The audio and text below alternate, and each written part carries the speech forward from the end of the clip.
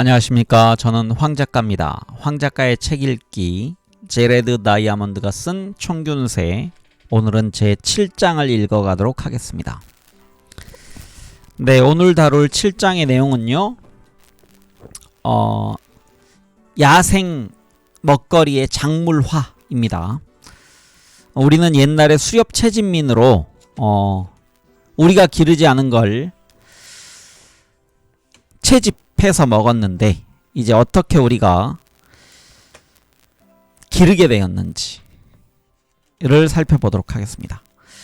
사피엔스를 먼저 읽었던 분들은 결국은 사피엔스가 종의 개념으로 보면 사피엔스가 아니고 밀 같은 그런 곡물들이 인간을 이용해서 자기들의 종을 번식시키고 있다, 안정적으로 라는 부분을 읽으셨을 텐데요. 새로운 접근이었고, 이 제레드 다이아몬드가 쓴 작물화 이 부분, 그리고 이 책 자체에서 그 유발 하라리가 본인이 책을 써야 되겠다는 아이디어를 얻었다라고 밝히고 있습니다. 네, 읽도록 하겠습니다. 제 7장 야생 먹거리의 작물화입니다. 우리 책의 173쪽부터입니다. 모든 농작물은 야생식물 중에서 생겨났다. 그렇다면 야생식물들은 어떻게 농작물이 되었을까? 도대체 어느 혈거인이 식물의 작물화를 생각하게 되었을까? 여기서 혈거인이란 얘기는 동굴에 사는 사람입니다. 식물마다 작물화의 난이도가 크게 달랐던 것, 즉 어떤 종은 오래전에 작물화되고 어떤 종은 중세에 와서 또 어떤 야생식물은 우리의 온갖 노력에도 불구하고 끝까지 버텼던 것은 무엇으로 설명할 수 있을까? 네, 소제목입니다. 초기 농경민들은 어떻게 각종 식물을 작물화할 수 있었을까? 농장에서 키운 음식에 넌더리가 난 등산객이라면 야생 먹거리를 먹어보는 것은 또 즐거운 일이다. 야생 식물 중에도 야생 딸기나 블루베리처럼 맛도 좋고 먹어도 안전한 것들이 있다는 것은 누구나 안다. 야생 과일도 우리에게 낯익은 농작물과 비슷하게 생겼으므로 재배된 과일보다 훨씬 작기는 해도 쉽게 알아볼 수 있다. 대담한 등산객들은 먹으면 죽는 버섯이 많다는 점을 의식하면서 조심스럽게 각종 버섯을 먹어보기도 한다. 그러나 견과류를 좋아하는 사람들도 야생 아몬드는 먹지 않는다. 거기에는 몇십 개만 먹어도 사망할 정도의 시안화물, 괄호 열고 나치의 가스실에서 사용되었던 독약이 들어있기 때문이다. 그 밖에도 숲에는 이렇게 먹을 수 없는 것으로 간주되는 식물이 아주 많다. 그러나 모든 농작물은 야생식물 종에서 생겨났다. 그렇다면 야생식물들은 어떻게 농작물이 되었을까?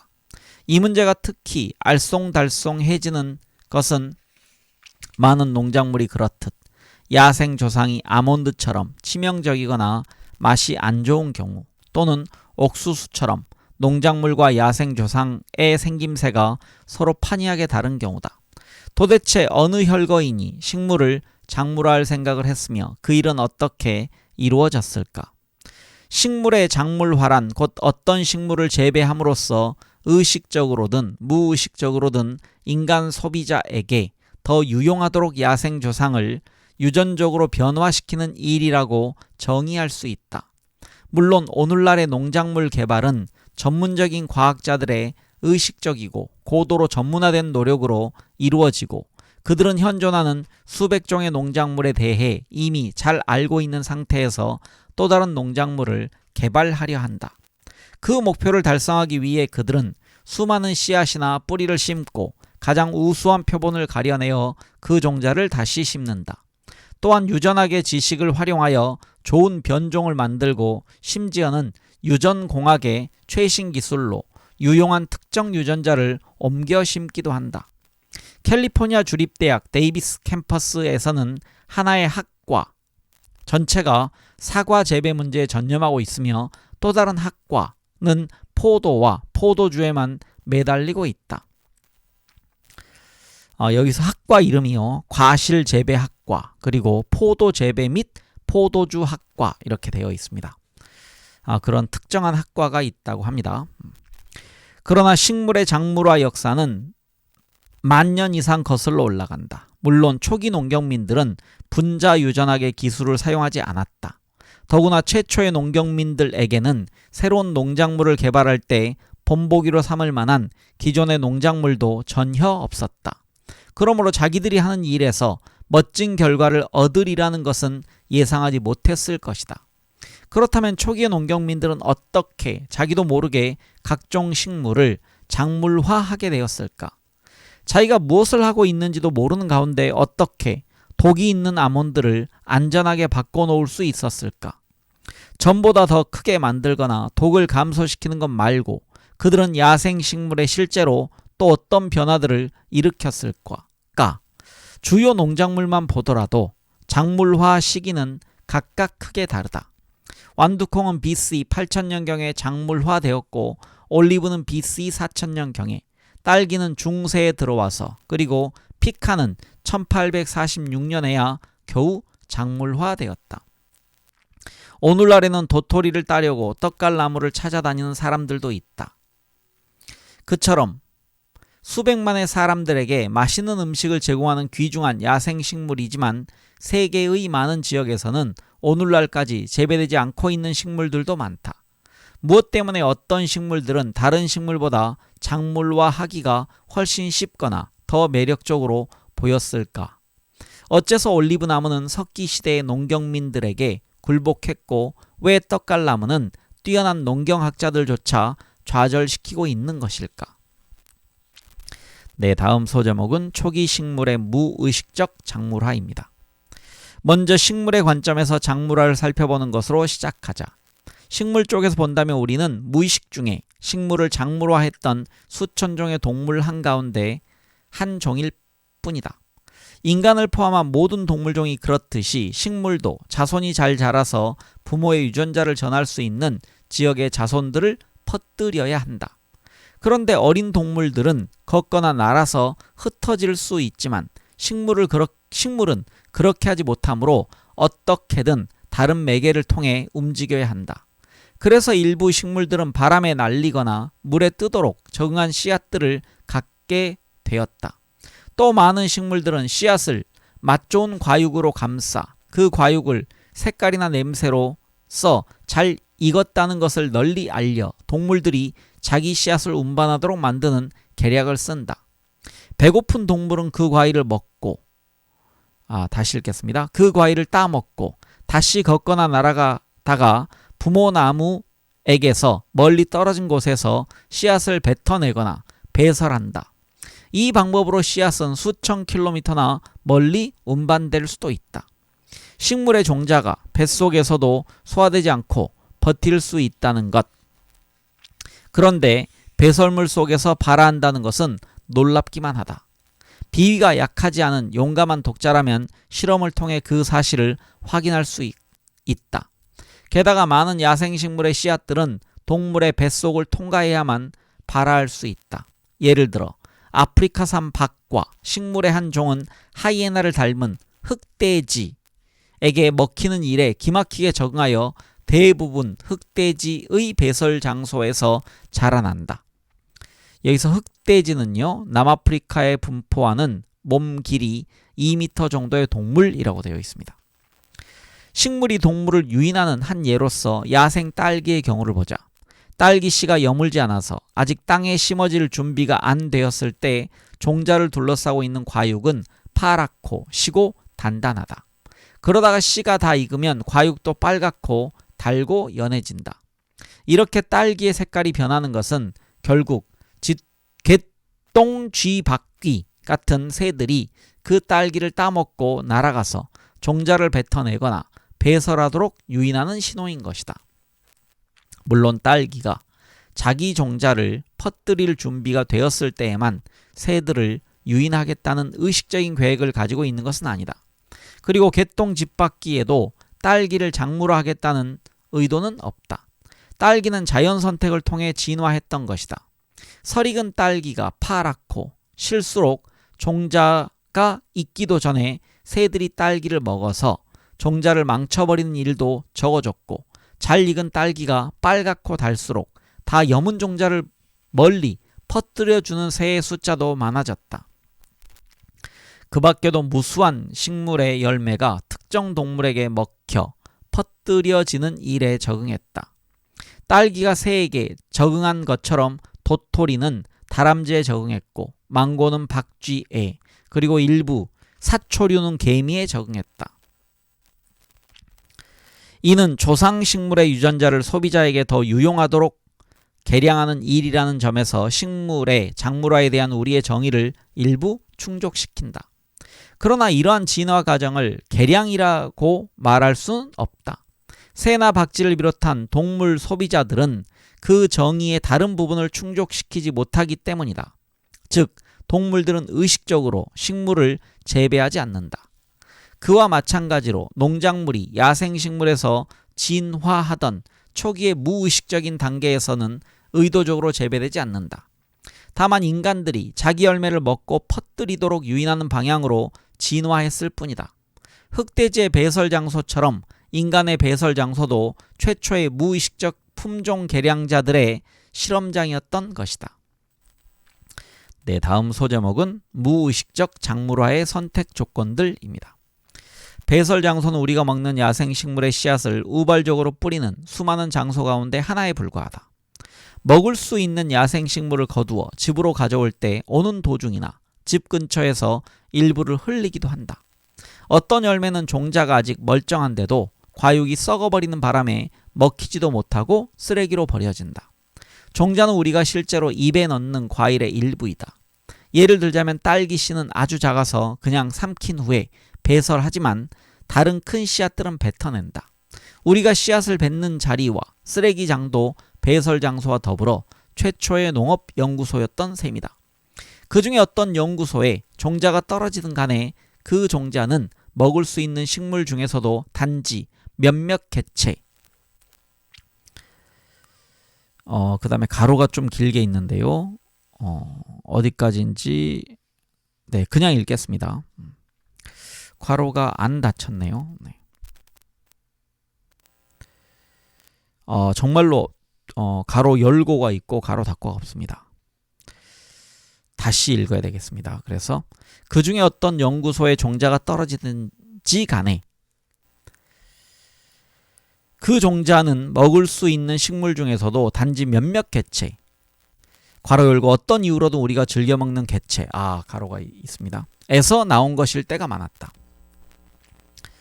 네, 맨 앞부분에 있어서 잘 안 보였습니다. 야생 딸기를 따러 다녀본 사람들은 알겠지만 대개는 어느 특정한 딸기나 딸기 덤불을 선택하게 마련이다. 따라서 최초의 농경민들이 의도적으로 씨앗을 뿌리기 시작했을 때에도 자연히 자기들이 선택한 식물 개체에서 나온 씨앗을 뿌리게 되었다. 큰 딸기의 씨앗을 심어서 자라면 그 덤불에서도 큰 딸기가 나올 가능성이 많다는 유전 법칙을 모르면서도 말이다.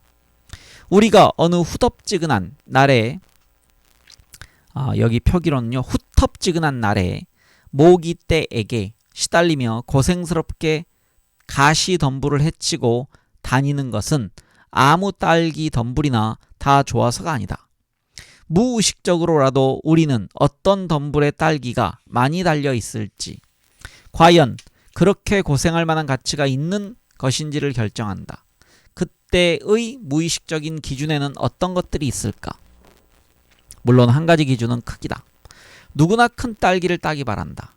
그저 하찮은 작은 딸기나 따겠다고 그렇게 햇볕에 타고 모기떼에게 뜯기는 일을 감수하는 것은 아니기 때문이다. 그것만 보더라도 농작물의 경우 그 야생 조상보다 훨씬 더 큰 열매를 얻을 수 있는 이유를 일부나마 설명할 수 있다. 우리에게 익숙한 슈퍼마켓의 딸기나 블루베리는 야생의 것에 비하면 거대하다고 할 만하다. 이러한 차이는 최근 몇 세기 동안에 생긴 것이다. 그러나 다른 식물들의 크기 차이는 바로 농업의 시초까지 거슬러 올라간다. 그 당시 재배되었던 완두콩은 인간의 선택을 통해 진화되어 이미 야생 완두콩보다 10배나 무거웠다. 오늘날 우리가 작은 야생 블루베리를 따듯이 수렵채집민들도 수천 년에 걸쳐 작은 야생 완두콩을 거두었다.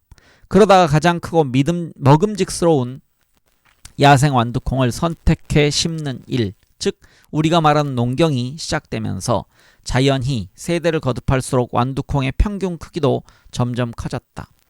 마찬가지로 슈퍼마켓에 있는 사과는 지름이 7에서 8cm나 되는데 야생 사과는 2에서 3cm에 불과하다.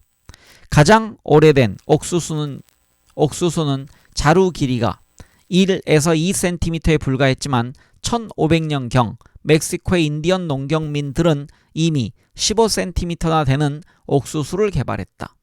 현대의 옥수수 중에서는 무려 45cm에 달하는 것도 있다. 우리가 재배한 종자와 야생 조상의 종자 사이에 존재하는 또 하나의 명백한 차이점은 쓴맛이다. 많은 야생 종자는 동물이 먹지 못하게끔 쓴맛이 나거나 맛이 안 좋거나 심지어는 독이 있도록 진화했다. 그러므로 자연 선택은 종자와 과육의 각기 정반대로 작용했던 것이다. 과육의 맛이 좋은 식물은 동물에 의해 종자를 퍼뜨리지만 그 과육 속의 종자는 맛이 없어야 한다. 그렇지 않으면 동물들이 종자까지 씹어 먹어서 발화하지 못하게 만들기 때문이다.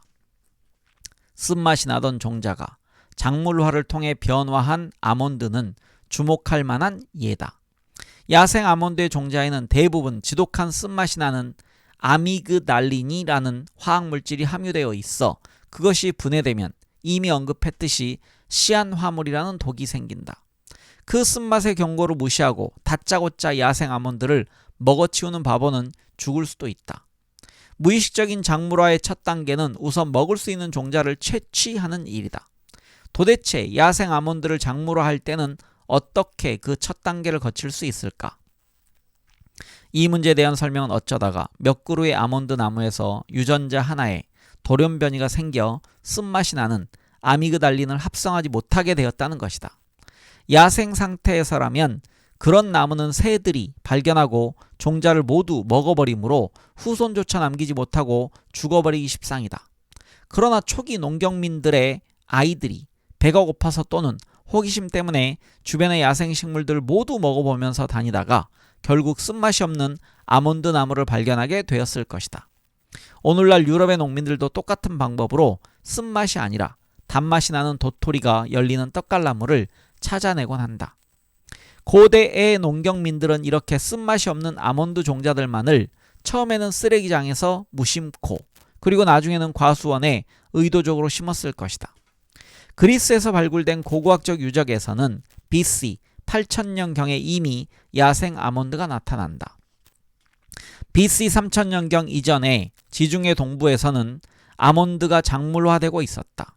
BC 1325년경 이집트의 투탕카멘 왕이 죽었을 때 그가 내세 먹을 수 있도록 그 유명한 무덤 속에 부장된 음식 중에도 아몬드가 포함되어 있었다.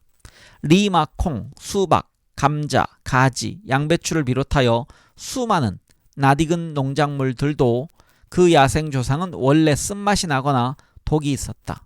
그 중에서 어쩌다가 생긴 단맛 나는 개체들이 고대 등산객들의 배설물에서 발화했을 것이다. 크기와 맛은 수렵 채집민들이 야생식물을 선택할 때 가장 명백한 기준이 되었다. 그 밖에도 살이 많거나 씨가 없는 과일, 기름이 많은 종자, 긴 섬유 등도 선택 기준이었다.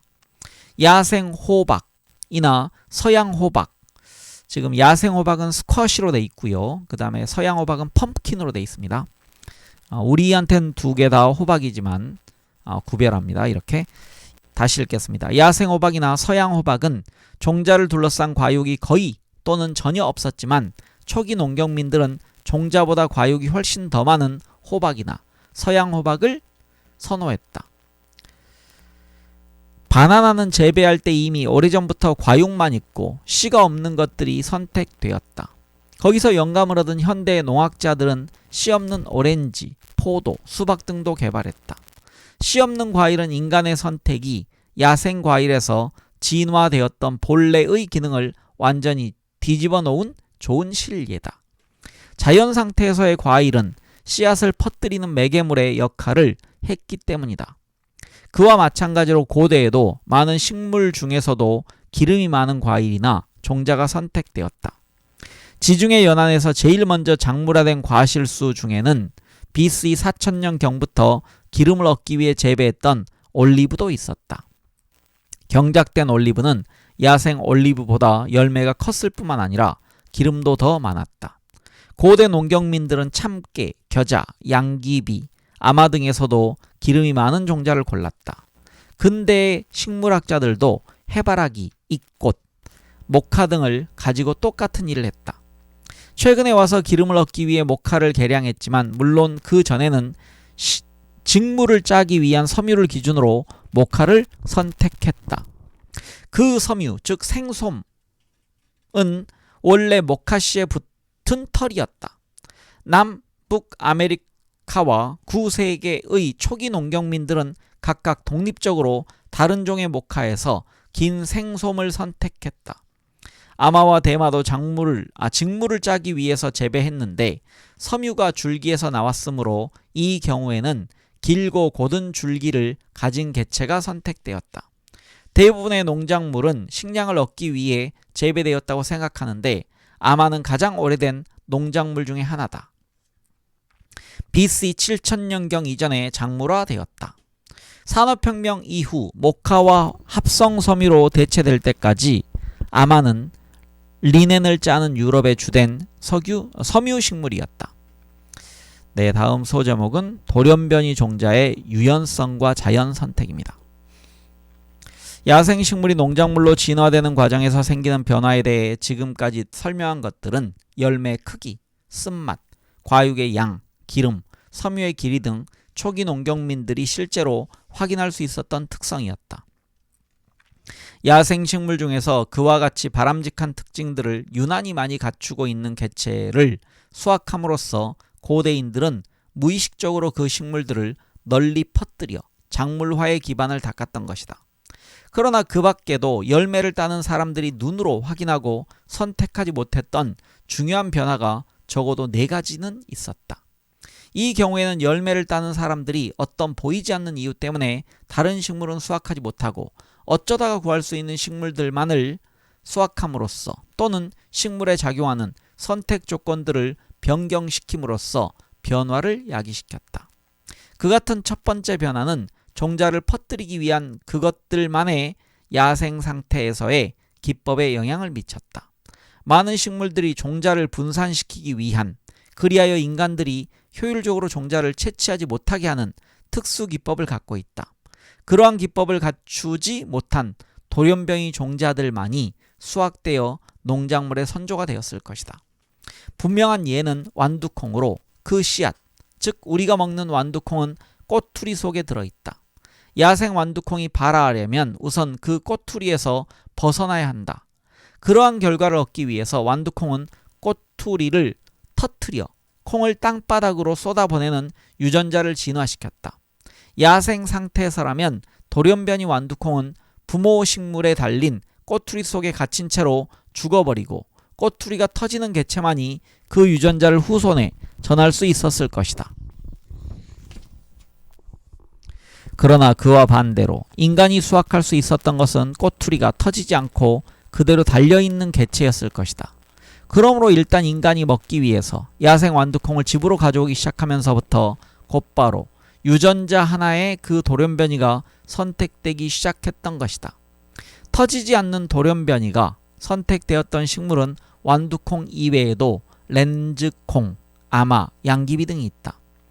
야생 밀과 보리의 종자는 터지는 꼬투리 속에 들어있지 않은 대신 줄기 꼭대기에서 자라고 그 줄기가 흩어지면서 종자가 땅에 떨어져 발아한다. 그런데 유전자 하나가 돌연변이를 일으키면 줄기가 흩어지지 못한다. 야생 상태에서라면 종자가 공중에 매달린 채로 있어서 발아하여 뿌리를 내리지 못하므로 이 돌연변이는 그 식물에게 치명적일 것이다. 그러나 그러한 돌연변이 종자는 줄기에 그대로 붙어 있기 때문에 사람들이 간편하게 수확하여 집으로 가져갈 수 있었을 것이다. 그리고 사람들이 그렇게 수확한 돌연변이 종자들을 심었을 때 그 후손 중에서 돌연변이 종자는 농경민들이 다시 수확하여 뿌릴 수 있었지만 정상적인 종자들은 땅에 떨어져서 수확할 수 없었다. 그리하여 농경민들은 자연선택의 방향을 180도 돌려놓았다. 종전에는 성공적이었던 유전자가 갑자기 치명적이 되었고 반대로 치명적이었던 돌연변이가 성공적으로 바뀌었던 것이다. 지금으로부터 만년도 더 지난 옛날에 그렇게 줄기가 흩어지지 않는 밀과 보리를 무의식적으로 선택했던 것은 모든 식물을 통틀어 최초로 인간에 의해 개량된 중요한 사례였다. 이 변화는 곧 비옥한 초승달 지대에서 농업이 시작된 전환점이기도 했다. 두 번째 유형의 변화는 고대의 등산객들에게 더욱더 눈에 띄지 않는 것이었다. 기후가 매우 불규칙한 지역에서 자라는 한해살이 식물들의 경우 만약 그 종자들이 금방 그것도 모두 동시에 발화한다면 치명적인 일이다. 그러면 단 한 차례의 가뭄이나 추위만 닥쳐도 어린 풀들이 모두 죽어버리고 종을 번식시킬 종자는 남지 않을 것이기 때문이다. 그러므로 많은 한해살이 식물들이 발화 억제물을 이용하여 위험을 분산하는 방향으로 진화되었다. 그 물질은 종자들이 먼저 휴면기를 거치고 몇 년 후에 걸쳐 산발적으로 발화하게 한다. 그렇게 하면 일시적으로 날씨가 악화되어 대부분의 어린 풀이 죽더라도 일부 씨앗은 남아서 나중에 새로 발화하게 된다. 야생식물이 위험을 분산시켜 그러한 결과를 얻기 위한 적응 방식 중에서 흔한 방법은 종자를 두꺼운 껍질이나 외피로 감싸는 것이다. 그렇게 적응한 많은 야생식물 중에는 밀, 보리, 완두콩, 아마, 해바라기 등도 포함된다. 야생 상태에서라면 늦게 싹트는 종자들도 발화할 기회가 있겠지만 농경이 시작되면서 과연 어떤 일이 벌어졌을지 한번 생각해보자. 초기 농경민들은 많은 시행착오를 겪으면서 결국 땅을 갈고 물을 준 후에 씨를 뿌리면 더 많은 수확을 거둘 수 있다는 사실을 발견하게 되었을 것이다. 그렇게 했을 때 즉시 발화한 종자들은 곧 자라났고 그 종자가 수확되어 이듬해 다시 땅에 심어졌다. 그러나 많은 야생 종자들은 즉시 발하지 않아서 수확을 보지 못했다. 야생 식물 중에서 이따금씩 나타나는 돌연변이 개체들에는 종자의 두꺼운 외피를 비롯한 발화 억제물이 없었다. 돌연변이들은 모두 신속하게 발화하여 다시 돌연변이 종자들이 수확된다. 딸기류에서 큰 열매를 눈으로 확인하고 선택적으로 수확했던 것과는 달리 초기 농경민들은 그와 같은 차이를 제대로 식별하지 못했을 것이다. 그러나 뿌리고 자라고 거두고 다시 뿌리는 이 순환 과정에서 즉각적으로 그리고 무의식적으로 돌연변이가 선택되었을 것이다. 종자의 분산에 대한 변화와 마찬가지로 발화의 억제에 대한 그 같은 변화도 밀, 보리, 완두콩을 비롯한 수많은 농작물이 그 야생 조상과 구별되는 특징이다. 초기 농경민의 눈에 보이지 않았던 또 하나의 중요한 변화 유형은 식물의 생식에 관한 것이다. 농작물 개발에 있어서 일반적인 문제는 이따금씩 발생하는 돌연변이 개체가 정상적인 개체보다 인간에게 더 유용하다는 점이다. 예를 들면 종자가 더 크거나 쓴맛이 덜해서 그렇게 바람직한 돌연변이가 정상적인 식물과 교배하면 즉시 돌연변이가 희석되거나 없어질 것이다. 그렇다면 초기 농경민들은 어떤 상황일 때 그러한 돌연변이를 보존할 수 있었을까? 혼자서 생식하는 식물의 경우에는 돌연변이도 자동적으로 보존된다. 무성생식을 하는, 즉 부모 식물의 덩이줄기이나 뿌리로부터 번식하는 식물이나 자화수분하는 자웅동주 식물이 그렇다. 그러나 대다수의 야생식물은 그런 식으로 번식하지 않는다. 그보다는 자웅동주이면서도 자화수분하지 못하여 다른 자웅동주 식물과 교배하는 경우,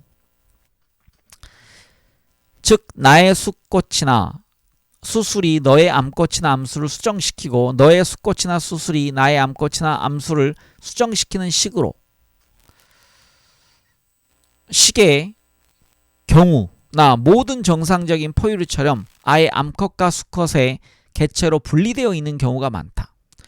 전자는 불화합성 자웅동주 식물이라 하며 후자는 자웅 이주 식물이라고 한다.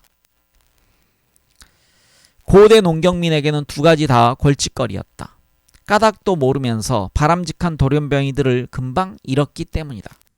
그 문제의 해결책은 또 한 가지 보이지 않는 변화 유형과도 관계가 있다.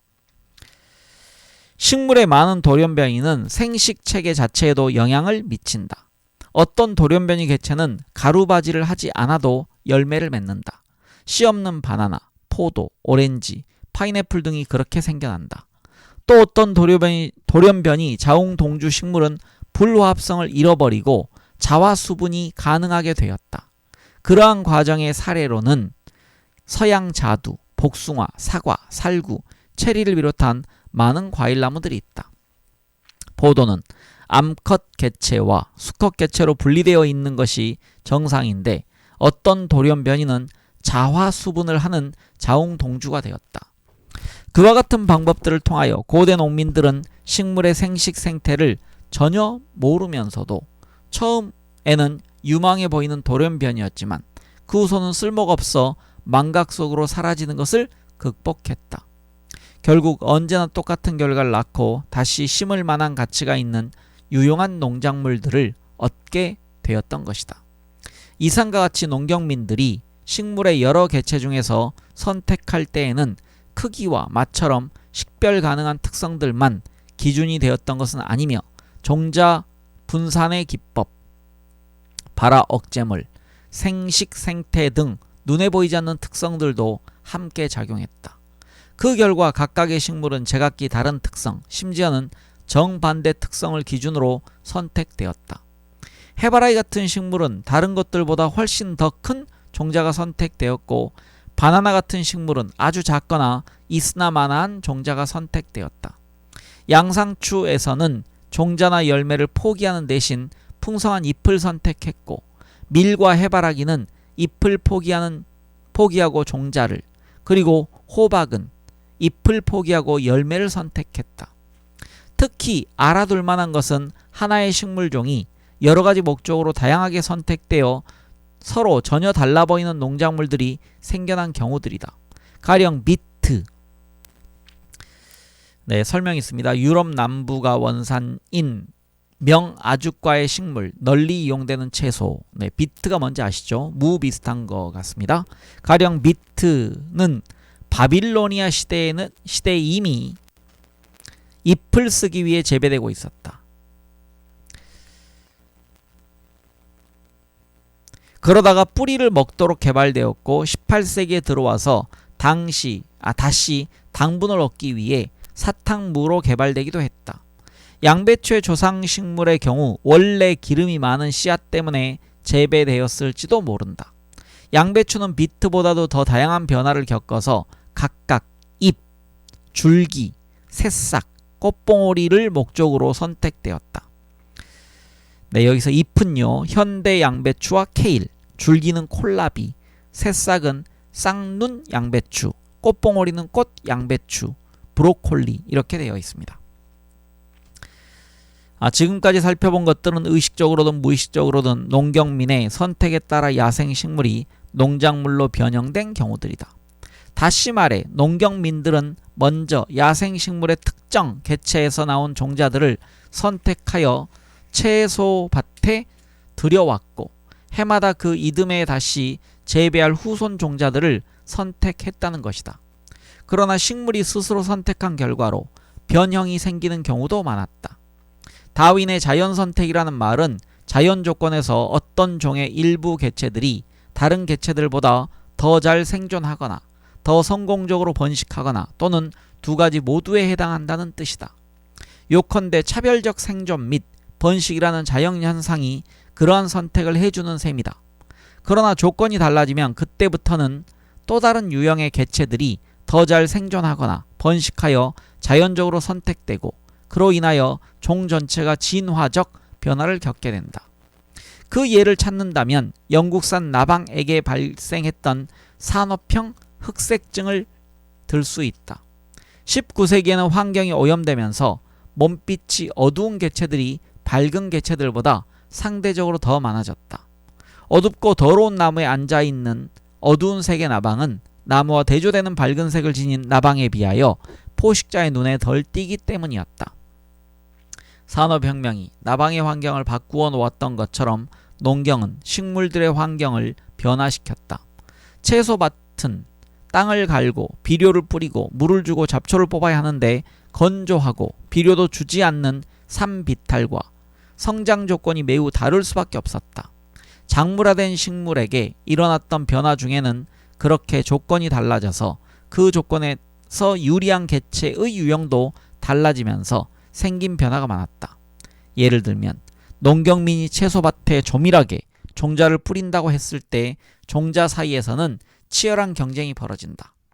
건조하고 척박한 산비탈에서는 종자가 많지 않아 경쟁도 덜하므로 작은 종자들이 유리했지만 채소밭에서는 좋은 조건을 이용하여 재빨리 성장할 수 있는 큰 종자들이 더 유리해진다. 이처럼 식물 사이의 경쟁이 치열해진 점은 종자가 커지는 변화를 비롯하여 야생 식물이 고대 농작물로 탈바꿈하는 과정에서 발생했던 수많은 변화의 주된 요인의 하나였다. 네, 굉장히 재밌네요. 방금 부분은. 왜냐하면 식물들도 그 생존 경쟁이 치열해지면 큰 놈이 살아남아서 결국은 그 놈이 우세종이 된다는 얘기입니다. 네, 다음 소제목입니다. 고대 세계의 주요 농작물과 작물화 유형입니다. 식물마다 작물화의 난이도가 크게 달랐던 것, 즉 어떤 종은 오래전에, 어떤 종은 중세에 와서야 작물화되고 또 어떤 야생식물은 우리의 온갖 노력에도 불구하고 끝까지 버텼던 것은 무엇으로 설명할 수 있을까? 이에 대해서는 서남아시아의 비옥한 초승달지대에서 작물화되었던 여러 농작물들의 상당히 규칙적인 개발 순서를 살펴봄으로써 많은 해답들을 추론할 수 있다. 만년 전에 작물화되었던 밀, 보리, 완두콩을 비롯하여 비옥한 초승달지대 최초의 농작물들은 각기 많은 이점들을 가지고 있던 야생 조상으로부터 생겨났다는 사실이 밝혀졌다. 그 조상 식물들은 먹을 수 있었으며 야생 상태에서도 수확량이 많았다. 재배하기도 쉬워서 그냥 뿌리거나 심는 것으로 충분했다. 성장 속도도 빨라 뿌린 후 몇 달 만에 추수가 가능했다. 이것은 그때까지 유랑하는 수련민과 정착한 촌락민 사이의 경계선에 있었던 초기 농경민들에게는 중요한 이점이었다. 이 작물들은 딸기나 양상추처럼 나중에 개발된 농작물과는 달리 저장하기도 간단했다. 그리고 대부분이 자화 수분 식물이었다. 그 농작물로 개발된 변종들은 혼자서도 수분을 할 수 있어서 인간에게 덜 유용한 다른 변종들과 교배할 필요가 없었으므로 바람직한 유전자를 후손에게 변함 없이 그대로 물려주었다.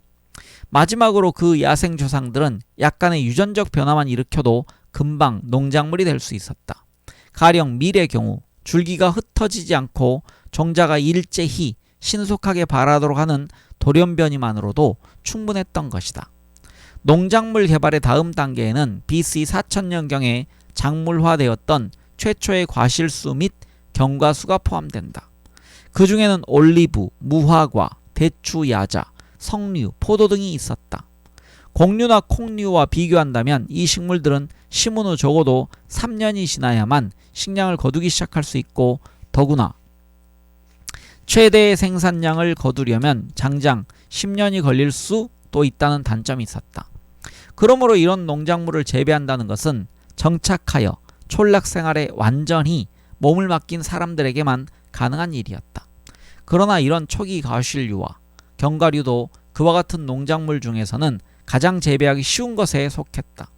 나중에 작물화된 나무들과 달리 이 나무들은 땅에 직접 꺾꽂이를 하거나 씨앗을 심는 것만으로도 재배할 수 있었던 것이다. 꺾꽂이의 이점은 고대 농경민들이 생산량 많은 어떤 나무를 발견했을 때 거기서 나온 후손들도 모두 그 나무와 똑같을 것이라고 믿어도 좋았다는 점이다. 세 번째 단계는 재배하기 훨씬 어려웠던 과실수, 즉 사과, 배, 서양자두, 체리 등이었다. 이 나무들은 꺾꽂이로 재배할 수 없다. 그리고 종자로 재발하는 노력도 헛수고에 불과하다. 아무리 훌륭한 개체의 후손들도 제각기 변동이 심해서 쓸모없는 열매만 내놓기 십상이기 때문이다. 그러므로 이 나무들은 접목법이라는 까다로운 기술로 재배해야만 했다. 이 방법은 농업이 시작되고도 오랜 세월이 지난 후 중국에서 처음 개발되었다. 접목법은 일단 그 원리를 알더라도 매우 어려운 일이지만 원리 자체도 의식적인 실험을 통해서만 발견할 수 있는 것이었다. 접목법의 발명은 어떤 유랑민이 잠시 배설을 하고 지나갔다가 나중에 다시 와서 맛 좋은 과일들이 주렁주렁 열려 있는 것을 보고 놀라면서 즐거워하는 그런 간단한 일이 아니었다. 재배가 늦어진 이 과실수들은 그 야생 조상이 자화수분 식물과는 전혀 딴판인 경우가 많았다는 점이 또 하나의 문제였다. 이 나무들은 동일한 종이면서도 유전적으로 다른 변종에 속하는 다른 나무에 의해 타화 수분을 해야 했다. 따라서 초기 농경민들은 타화 수분이 필요 없는 돌연변이 나무를 찾아내든지 아니면 동일한 과수원 내에 유전적으로 서로 다른 변종이나 암수 개체들이 가까이 위치하도록 의식적으로 심어주어야 했다. 그와 같은 문제들 때문에 사과, 배, 서양자두, 체리의 작물화는 고대까지 늦춰질 수밖에 없었던 것이다. 그러나 그와 비슷한 시기에 역시 재배가 늦어졌던 다른 식물들은 훨씬 적은 노력만으로도 작물화되었다. 그것은 처음에는 의도적으로 농작물을 재배하는 밭에서 자라는 잡초에 불과했던 야생식물들이었다. 잡초에서 출발한 농작물에는 호밀과 귀리, 순무와 무, 비트와 리크, 양상추가 있었다. 앞서 자세히 설명한 순서는 비옥한 초승달 지대에 해당되는 것이기는 하지만 세계의 다른 지역에서도 부분적으로나마 그와 유사한 순서가 나타났다. 특히 비옥한 초승달 지대의 밀과 보리는 흔히 곡류 또는 곡물이라고 일컫는 농작물의 한 부류, 즉 벽가식물에 속하고 비옥한 초승달 지대의 완두콩과 렌즈콩은 콩류, 즉 누에 콩류를 포함한 콩가식물에 속한다. 곡류 농작물들은 성장이 빠르고 탄수화물 함량이 높으며 재배 면적당 식량 생산량이 엄청나다는 장점이 있다. 그 결과 오늘날 곡류는 인간이 소비하는 총 열량의 절반 이상을 담당하고 있으며 세계의 주요 농작물 12종 속에서도 5종이나 포함되어 있다. 네, 그 5종은 밀, 옥수수, 벼, 보리, 수수입니다. 곡류는 단백질 함량이 낮은 경우가 많지만 여기서 부족한 부분은 대개 단백질이 2% 이상 포함되어 있는 콩류로 보완하면 된다. 메주콩의 경우에는 자그마치 38%의 단백질이 함유되어 있다. 그리하여 곡류와 콩류는 균형식의 큰 부분을 차지하고 있는 것이다. 도표 7-1에도 요약되어 있지만 식량 생산은 많은 지역에서 토종 곡류와 콩류가 결합된 형태의 작물화로부터 시작되었다. 가장 낯익은 예를 찾는다면 비옥한 초승달 지대에서 밀, 보리와 완두콩, 렌즈콩의 결합, 중앙아메리카에서 옥수수와 몇 가지 완두류의 결합, 중국에서 벼, 기장류와 메주콩을 비롯한 잠두, 즉 누에콩류의 결합 등을 들 수 있다. 그보다는 덜 알려진 편이지만 아프리카에는 수수, 아프리카 벼, 진주 기장과 광저기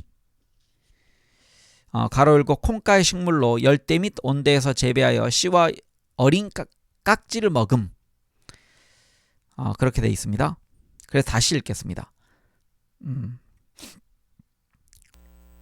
그보다는 덜 알려진 편이지만 아프리카에는 수수, 아프리카 벼, 진주 기장과 광저기, 그라운드 너트와의 결합, 그리고 안데스 일대에는 곡류가 아닌 퀴노아와 몇 가지 누에 콩류의 결합도 있었다. 네, 퀴노아는 돼지풀의 일종으로 페루 등지에서 그 종자를 먹음이라고 되어 있습니다. 네, 위에 표가 있는데요. 그 표가 주로 방금 설명하고 있는 곡류와 콩류의 결합입니다. 그러니까 곡류에는 단백질이 부족하기 때문에 콩류를 통해서 보완한다. 그게 주된 내용입니다. 도표 7-1은 또한 비옥한 초승달 지대에서 섬유를 얻기 위해 일찍부터 작물화했던 아마와 유사한 농작물이 다른 지역에도 있었음을 보여주고 있다. 대마, 4종류의 목화, 유카, 용설란 등의 다양한 섬유는 중국, 중앙아메리카, 인도, 에티오피아, 사하라이 남아프리카, 남아메리카 등지에서 끈을 만들거나 옷감을 짜는 원료가 되었으며 그중 일부 지역에서는 가축의 털도 사용되었다. 여기서 유카라는 것은요, 용설랑과 유카 속의 각종 식물로 섬유를 채취하거나 관상용으로 많이 키운다라고 되어 있습니다. 네, 모르는 그 이름들이 많이 나왔습니다. 저에게는. 이어가겠습니다.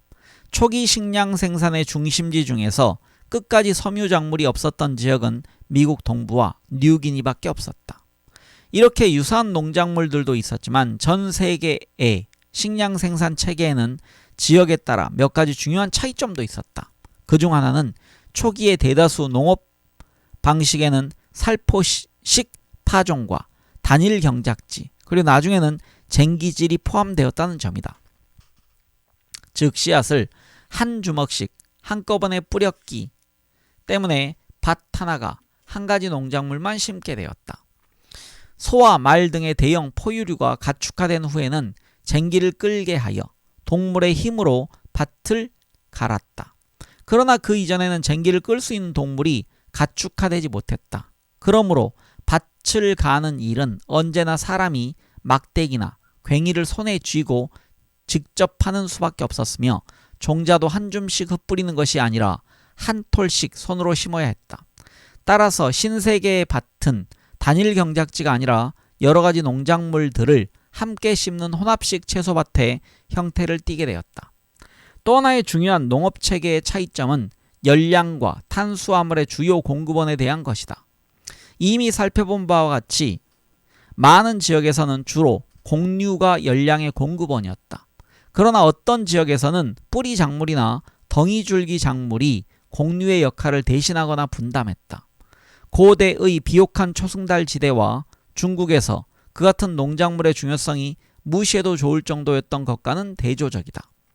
열대 남아메리카에서는 마니오크, 일명 카사바와 고구마가 주식이었고 안데스 일대에서는 감자와 오카, 아프리카에서는 아프리카 참마류, 동남아시아와 뉴기니에서는 인도양, 서태평양 원산의 참마류와 타르토란이 주식이었다. 여기서 지금 설명이 하나 있습니다. 그게 뭐냐면 오카라는 건데요. 오카, 남아메리카산 괭이밥류, 고구마와 비슷함이라고 되어 있습니다. 네, 모르는 그런 먹거리들이 많이 나옵니다. 나무 작물, 그 중에서도 특히 바나나류와 빵나무는 동남아시아와 뉴기니에서 탄수화물이 풍부한 주식을 제공해 주었다. 네, 다음 소제목은 인위적 선택에 의한 농작물 개발 원리입니다. 그리하여 로마 시대에는 이미 오늘날의 주요 농작물들이 거의 대부분 세계 어느 지역에선가는 재배되고 있었다. 앞으로 가축에 대해서도 똑같은 현상을 확인하겠지만 고대 수렵 채집민들은 토종 야생식물을 매우 잘 알고 있었다. 고대 농경민들은 작물화할 만한 가치가 있는 식물이라면 거의 빠짐없이 발견하여 작물화했을 것이다. 딸기와 나무 딸기는 중세의 수사들이 처음 재배하기 시작했다. 현대 품종 개량자들도 고대 농작물을 개선시키거나 대수롭지는 않지만 새로운 농작물을 속속 개발하고 있다. 그 중에서도 딸기류, 블루베리, 크랜베리, 키위 등과 견과류, 마카다미아, 피칸, 캐슈 등이 눈에 띈다.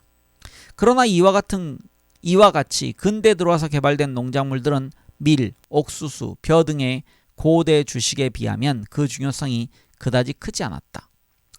아무튼 우리는 이렇게 많은 성공을 거두었지만 식량으로서의 가치가 충분한데도 끝내 작물하지 못한 야생식물도 많다. 그러한 실패 중에서 특히 두드러지는 것은 떡갈나무의 경우로 도토리는 흉작으로 기근이 닥쳤을 때 유럽 농민들의 구황식량이 되었을 뿐만 아니라 캘리포니아와 미국 동부에서는 아메리카 원주민들의 주식이기도 했다. 도토리는 전분과 기름이 풍부하므로 영양면에서도 귀중한 식량이었다. 먹을 수 있는 야생식량이 흔히 그렇듯이 대부분의 도토리에도 쓴맛이 나는 타닌산이 들어있다. 도토리를 좋아하는 사람들은 아몬드를 비롯한 야생식물에서 쓴맛을 내는 화학물질을 처리할 때와 동일한 방식으로 탄인산을 처리하는 요령을 배웠다. 즉 도토리를 갈고 물에 걸러서 탄인산을 제거하든지 아니면 이따금씩 발견되는 탄인산이 적게 포함된 돌연변이 떡갈나무에서 도토리를 수확했던 것이다.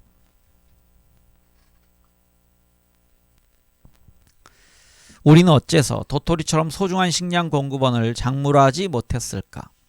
왜 딸기와 나무 딸기를 작물화하기까지 그렇게 오랜 시간이 걸렸을까?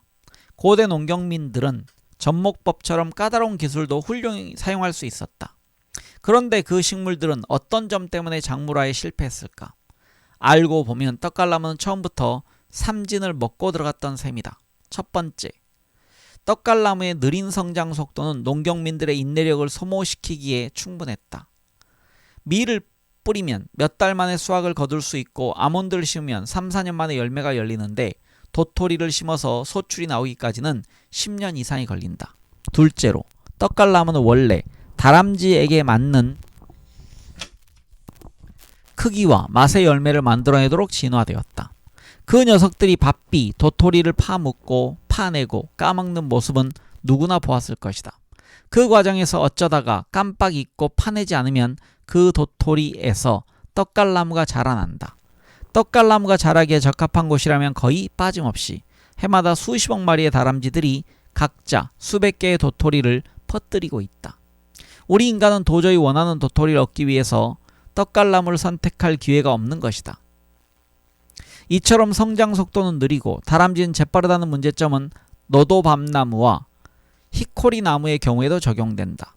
각각 유럽인들과 아메리카 원주민들이 야생 상태로 많은 견과류를 얻고 있지만 역시 작물화되지 못했다. 마지막으로 아마 아몬드와 도토리의 가장 중요한 차이점이라고 볼 수 있을 것이다. 아몬드에서는 단 하나의 우성 유전자가 쓴맛을 조절하지만 떡갈나무에는 쓴맛을 조절하는 유전자가 여러 개인 듯하다. 가령 고대 농경민이 어쩌다가 발견한 쓴맛이 없는 돌연변이 나무에 아몬드나 도토리를 땅에 심었을 때 유전학 법칙에 따라 아몬드의 경우에는 거기서 자라는 나무의 열매 절반이 역시 쓴맛이 없겠지만 떡갈나무의 경우에는 거의 대부분의 열매에서 계속 쓴맛이 난다. 설령 어느 농경민이 도토리를 재배하겠다고 나서서 다람쥐를 물리치고 끈기 있게 버티었더라도 이 문제에 부딪히면 그만 열정이 식어버리고 말았을 것이다. 딸기와 나무딸기의 경우에도 마찬가지로 우리는 개똥집박이를 비롯하여 딸기류를 좋아하는 새들과 경쟁해야 한다는 골칫거리를 안고 있었다. 물론 로마인들이 야생 딸기를 밭에서 기르기는 했다. 그러나 수십억 마리나 되는 유럽의 개똥집박이들이 어디에나 빠짐없이 로마인의 딸기밭을 포함하여 야생 딸기의 종자를 배설해 놓았으므로 딸기는 인간들이 원하는 큰 열매가 되지 못하고 계속 개똥집박이들이 좋아하는 작은 열매들로 남아있었다. 그러다가 나중에 와서 보호망과 온실이 개발되면서 개똥집박이들을 물리칠 수 있었고 비로소 우리의 기준에 맞추어 딸기와 나무딸기를 재설계할 수 있었던 것이다. 이상에서 우리는 슈퍼마켓의 거대한 딸기와 작은 야생 딸기 사이의 차이도 결국 재배식물과 그 야생 조상을 구별짓는 다양한 특징들 중에 한 예에 불과하다는 사실을 확인했다. 그 같은 차이점들은 원래 야생식물 자체의 자연 발생적 변이에서 비롯된 것들이었다. 그 중에서 일부, 즉 딸기류의 크기나 견과류의 쓴맛 같은 변이는 고대 농경민들이 금방 발견할 수 있었을 것이다. 그러나 다른 변이, 가령 종자 분산의 기법이나 종자의 휴명기 따위는 현대 식물학이 탄생할 때까지 인간에게 들키지 않고 넘어갔을 것이다. 고대 등산객들이 먹을 수 있는 야생 식물을 선택할 때 그 기준이 의식적이었든 무의식적이었든 아무튼 그 선택의 결과로 야생 식물이 농작물로 진화하게 된 과정은 처음에는 무의식적인 과정이었다. 즉 우리가 야생식물의 여러 개체 중에서 선택을 했기 때문에, 그리고 밭에서 재배되는 식물 개체 사이의 경쟁은 야생 상태에서와는 또 다른 개체들에게 유리했기 때문에 불가피하게 진화가 이루어졌던 것이다. 그래서 다윈도 그 위대한 저서 종의 기원에서 대뜸 자연 선택 때부터 자연 선택부터 설명하진 않았다. 그 저서의 첫 장은 우선 우리의 농작물이나 가축이 어떻게 인간의 인위 선택에서 비롯되었는지를 길게 설명하고 있다. 다윈을 생각할 때 우리는 대개 갈라파고스 섬의 새를 먼저 떠올리지만 정작 다윈은 그보다 농부들이 구스베리 변종을 만들어낸 이야기부터 꺼낸 것이다. 그는 이렇게 썼다. 하찮은 재료를 가지고 그토록 기막힌 결과를 빚어낸 원예가들의 솜씨에 크나큰 놀라움을 표시하는 원예 서적을 많이 보았다. 그러나 그 기술은 사실상 간단한 것이고 마지막 결과를 놓고 본다면 거의 무의식적으로 이루어진 일이었다. 예외 없이 처음에는 가장 잘 알려진 변종을 재배하다가 그 종자를 뿌렸을 때 약간 더 나은 변종이 나타나면 다시 그것을 선택하는 식으로 되풀이했던 것에 지나지 않는다. 인위 선택에 의한 이 농작물 개발의 원리는 바로 자연 선택에 의한 종의 기원을 설명하는 가장 이해하기 쉬운 방법이라고 말할 수 있다. 네, 앞에 읽으면서요. 내가 이렇게 모르는 작물 혹은 식물이 많구나 라는 것을 깨달았습니다. 네, 다음 시간에는 8장 작물화 하는 데 적합한 식물의 식별과 성패의 원인 부분을 읽어가겠습니다. 네, 모두 편하고 행복한 하루 보내십시오. 저는 황 작가였습니다. 감사합니다.